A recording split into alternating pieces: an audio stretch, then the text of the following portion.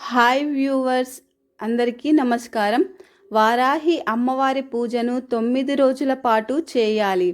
ఇలా ఈ అమ్మవారి పూజను 9 రోజుల పాటు చేయలేనటువంటి వారు సులువుగా ఒక్క రోజులో పూజని ఎలా చేయాలి, ఒక్కరోజు పూజని ఏ విధంగా చేస్తే ఆ అమ్మవారి అనుగ్రహాన్ని పొందుతాము అనేటటువంటి విషయాన్ని గురించి ఇప్పుడు ఈ వీడియో ద్వారా మనం తెలుసుకుందాం.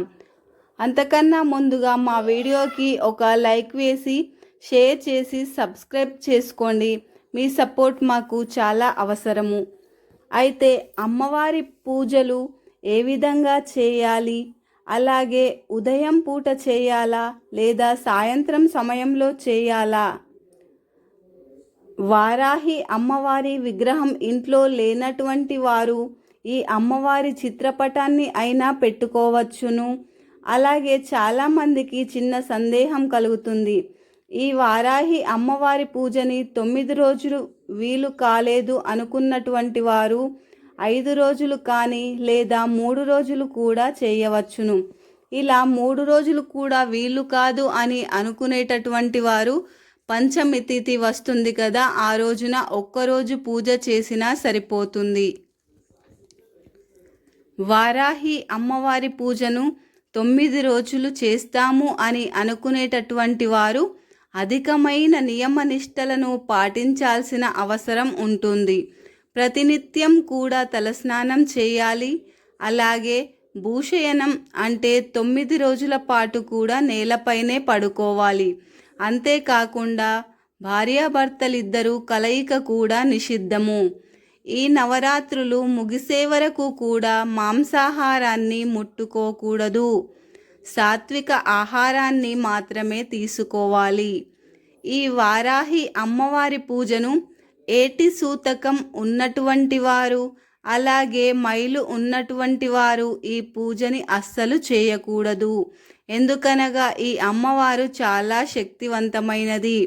ఇలాంటి నియమాలను పాటించకుండా మేము వారాహిదేవికి నవరాత్రులలో పూజలు చేస్తాము అనుకున్నట్లయితే మీరు అనేకమైనటువంటి కష్టాలను అనుభవించాల్సి వస్తుంది.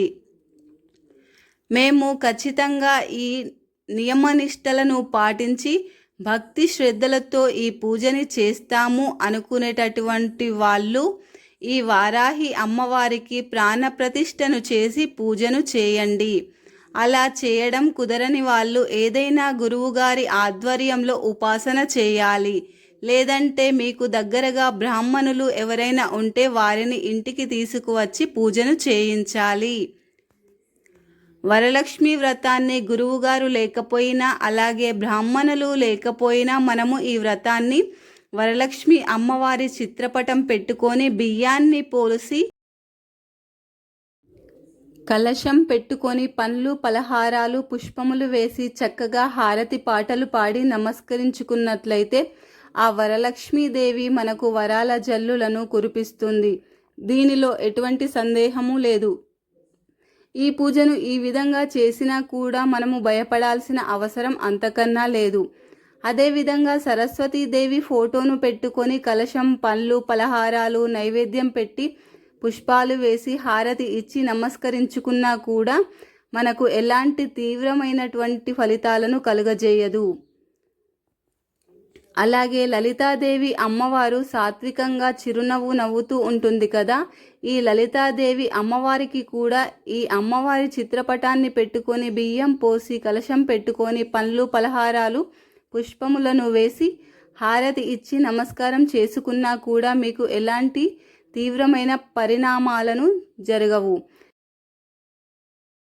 మీరు ఈ విధంగా బ్రాహ్మణులు గురువుగారు లేకపోయినా మీరు ఇలా పూజ చేయటం తప్పు. ఈ విధంగా చేయకూడదు. మీరు ఈ పూజని ఖచ్చితంగా ఈ నియమాలను పాటించాలి అనేటటువంటివి ఏమీ అడ్డు చెప్పరు. ఎందుకంటే వీరు సాత్విక దేవతలు కనుక మనము ఎలాంటి చిన్న తప్పులను చేసినా వారు మన పిల్లలే కదా అని భావించి క్షమిస్తారు. కానీ ప్రత్యంగిర అమ్మవారి చిత్రపటానికి కానీ లేదా విగ్రహానికి కానీ పూజను చేసేటప్పుడు చాలా భక్తి శ్రద్ధలతో నియమనిష్టలను తప్పనిసరిగా పాటిస్తూ పూజను చేయాలి. అలాగే వారాహీదేవి చిత్రపటం ఉన్నా కానీ లేదా భద్రకాళీదేవి చిత్రపటం ఉన్నా, అంతేకాకుండా భైరవీదేవి చిత్రపటం, ఈ దేవతల యొక్క చిత్రపటాలు కానీ లేదా విగ్రహాలు కానీ ఇంట్లో పెట్టుకొని శక్తి దేవతలను ఉపాసించేటప్పుడు చాలా చాలా జాగ్రత్తలు వహించాలి. ఎందుకంటే సరస్వతీదేవి, బాలత్రిపుర సుందరి, లలితాదేవి, వరలక్ష్మీదేవి, కనకదుర్గమ్మ, సంతోషీమాత వీరందరూ కూడా సాత్విక దేవతలు. మనము ఈ దేవతలకు పూజలు చేసేటప్పుడు ఏదైనా తెలియకుండా చిన్న పొరపాట్లు గనుక జరిగితే ఈ దేవతలు మనల్ని క్షమిస్తారు. కానీ భైరవీదేవి, భద్రకాళీదేవి, ప్రత్యంగిరాదేవి, వారాహీదేవి ఇలాంటి దేవతలకు ఇంట్లో మనము ప్రాణప్రతిష్ఠను చేసి పూజలు చేసేటప్పుడు చాలా జాగ్రత్త వహించాలి. ఎలాగంటే మనం ఒక సింహాన్ని ఇంట్లో పెట్టుకొని పూజ చేస్తున్నట్లుగా భావించాలి. మనం ఈ వారాహి అమ్మవారిని ఇంట్లో ప్రాణప్రతిష్ఠ చేసుకొని ఒకరోజు నైవేద్యం పెట్టి మరుసటి రోజున నైవేద్యం పెట్టకుండా ఉండటం, అలాగే పూజ చేసేటప్పుడు ఒక సమయానుసారంగా పూజలు చేయకపోవడం, ఇలాంటివి గనుక మీరు ఎప్పుడు పడితే అప్పుడు చేసినట్లయితే మీకు అన్ని వ్యతిరేక ఫలితాలే జరుగుతాయి. పూర్వం క్రిందట ఈ శక్తి దేవతల ఉపాసనలు చేసేవాళ్ళు ఈ గుప్తమైన నవరాత్రులలో ఈ అమ్మవారిని ప్రాణప్రతిష్ఠ చేసి పూజించేవారు. అయితే ఈ వారాహి అమ్మవారి ప్రాణప్రతిష్ఠ చేసి పూజను చేస్తాము అని అనుకునేటటువంటి ఆడవారు నియమనిష్టలను పాటించే శక్తి గనుక ఉన్నట్లయితేనే పూజని ప్రారంభించాలి. ఈ విధంగా చేయలేం అనుకునేటి వారు అమ్మవారి స్తోత్రం చదువుకొని దండం పెట్టుకోవడం చాలా ఉత్తమం. అయితే ఈ వారాహి అమ్మవారి పూజలు ఎప్పుడు చేయాలి అంటే ఆ దేవి పూజ రాత్రికి మాత్రమే చేయాలి. ఎందుకంటే ఆమె రాత్రి దేవత కాబట్టి సాయంత్రము 6 గంటలు దాటిన తర్వాతనే ఈ వారాహి అమ్మవారి పూజను చేయాలి. అలా కాదని పగలు మాత్రం చేసినట్లయితే మీకు పూజ చేసిన ఫలితం లభించదు. అయితే సాయంత్రం పూట పూజ చేసేవాళ్ళు ఉదయం నుండి ఉపవాసం ఉండాలా అనే సందేహం కూడా ఉంటుంది. అలాంటి వారు ఉదయం నుండి పండ్లు, పాలని తీసుకోవచ్చును. ఈ విధంగా వారాహి అమ్మవారి ప్రాణప్రతిష్ఠను చేసి ఇంట్లో పూజ చేసుకునే వాళ్ళు 9 రోజుల పాటు ఖచ్చితంగా ఉపవాసాన్ని ఉండాలి. ఈ విధంగా ఉపవాసం ఉండి సాయంత్రం పూట అమ్మవారిని పూజించుకోవచ్చును.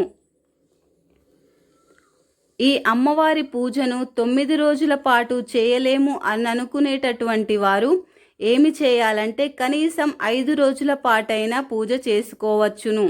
ఈ అమ్మవారికి ఓం పంచమియై నమః అనే ఒక నామం ఉన్నది కాబట్టి 5 రోజులు పూజ చేసుకున్నా చాలా మంచిది. వారాహి అమ్మవారి విగ్రహాన్ని ఇంటికి తెచ్చుకున్నవారు ఖచ్చితంగా వాళ్ళు 9 రోజుల పాటు అమ్మవారికి పంచామృతాలతో పూజను చేయాలి. అదేవిధంగా ప్రతినిత్యము నైవేద్యాన్ని పెట్టాలి. నవరాత్రులు ముగిసిన తర్వాత ఈ విగ్రహం గనుక మీ ఇంట్లోనే ఉంచుకున్నట్లయితే వారానికి ఒకసారి అయినా అభిషేకం చేయాలి. అలాగే ప్రతినిత్యం కూడా ఆ విగ్రహాన్ని శుభ్రంగా కడిగి బొట్లు పెట్టి పుష్పాలు వేసి నమస్కరించుకోవాలి. ఈ విధంగా చేయగలము అనుకునేటటువంటి వారు మాత్రమే నవరాత్రులు ముగిసిన తర్వాత విగ్రహాన్ని ఇంట్లో ఉంచుకోండి. లేదంటే నవరాత్రులు ముగిసిన తర్వాత ఈ విగ్రహాన్ని ఎక్కడైనా దేవాలయంలో ఇవ్వండి. అలా కుదరకపోయినట్లయితే ఏదైనా ఒక పూజారి గారికి అనగా శక్తి ఉపాసనలు చేసేటటువంటి వారికి ఈ విగ్రహాన్ని ఇవ్వండి. మామూలుగా అయితే ఈ వారాహి అమ్మవారి చిత్రపటం గనుక ఉన్నట్లయితే మీరు ఈ నియమాల్ని పాటించాల్సిన అవసరం లేదు. ప్రతినిత్యము ఒక పుష్పాన్ని వేసి మీరు చక్కగా నమస్కరించుకున్నా సరిపోతుంది. అయితే చాలామందికి సందేహం కలగవచ్చును, చిత్రపటానికి ప్రాణప్రతిష్ఠను చేయటం కుదురుతుందా అని. అంటే చిత్రపటానికి ప్రాణప్రతిష్ఠను చేయడము అస్సలు కుదరదు. విగ్రహానికి కానీ లేదా యంత్రానికి కానీ ప్రాణప్రతిష్ఠను చేయవచ్చును. అలాగే కలశంలోనికి కూడా ఆవాహనము చేయవచ్చును. ప్రాణప్రతిష్ఠ అనగా సాక్షాత్తు అమ్మవారిని మనం అక్కడ కూర్చోబెడుతున్నామని అర్థము. కాబట్టి మనము చిత్రపటానికి ప్రాణప్రతిష్ఠను చేయడము అస్సలు కుదరదు. అయితే ఇంట్లో విగ్రహం లేదు అని అనుకునేటటువంటి వారు, ఫోటో మాత్రమే ఉన్నది అనుకునేవారు ఇప్పుడు చెప్పేటటువంటి స్తోత్రాలను చదువుకుంటూ ఆ అమ్మవారికి చక్కగా నమస్కారం చేసుకోండి. ఆ అమ్మవారి అనుగ్రహం మీకు తప్పకుండా లభిస్తుంది. అయితే వారాహి అమ్మవారి చిత్రపటం కూడా ఇంట్లో లేదు అని అనుకునేటటువంటి వారు లలితాదేవి చిత్రపటాన్ని కానీ లేదా కామాక్షి చిత్రపటాన్ని కానీ లేదా బాలత్రిపుర సుందరి ఇలా మీరు ఏదైనా ఒక అమ్మవారి చిత్రపటానికి పుష్పాలను వేసి దీపాన్ని వెలిగించి పండ్లు పలహారాలు నైవేద్యంగా పెట్టి ఇప్పుడు చెప్పేటటువంటి స్తోత్రాన్ని చదువుకుంటూ పూజ చేయండి. ఆ అమ్మవారి పరిపూర్ణమైన అనుగ్రహం మీకు కలుగుతుంది.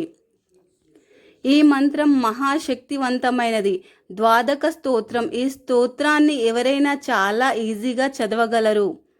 అస్య శ్రీవారాహి ద్వాదశ నామ స్తోత్రస్య అశ్వననా ఋషిం అనుష్టుత్పందః శ్రీవారాహి దేవతా శ్రీవారాహి ప్రసాద సిద్ధ్యర్థం సర్వసంకటాహరణ జపే వినియోగః పంచమీ దండనాదా చ సంకేత సమయేశ్వరి తథా సమయా సంకేత వారాహి పోత్రిణీ శివా వార్తాళీ చ మహాసేనా ప్రజ్ఞా చక్రేశ్వరీ తథా ఆరిగ్ని చేతి సంప్రోక్తం నామా ద్వాదశకం మునే. దీనిని చదవడం కష్టం అవుతుంది అనుకున్న వాళ్ళు మరొక ప్రక్రియ ద్వారా కూడా అమ్మవారి ద్వాదశ నామాలను చదవవచ్చును. ఈ నామాలు ఏంటంటే శ్రీ పంచమ్యై నమః, శ్రీ దండనాథాయై నమః, శ్రీ సంకేతాయై నమః, శ్రీ సమయేశ్వర్యై నమః, శ్రీ సమయ సంకేతాయై నమః, శ్రీ వారాహ్యై నమః, శ్రీ పోత్రిణ్యై నమః, శ్రీ శివాయై నమః, శ్రీ వార్తల్యాయై నమః, శ్రీ మహాసేనాయై నమః, శ్రీ అజ్ఞచక్రేశ్వరై నమః, శ్రీ ఆరిజ్ఞే నమః. ఈ విధంగా అమ్మవారికి కుంకుమార్చనలు చేసి పూలతో చక్కగా అలంకరించి ఈ వారాహి అమ్మవారి పూజను పూర్తి చేయండి. ఈ వీడియో గనుక మీకు నచ్చినట్టయితే లైక్ చేయండి, షేర్ చేయండి, ఓం నమః శివాయ అని చిన్న కామెంట్ పెట్టండి.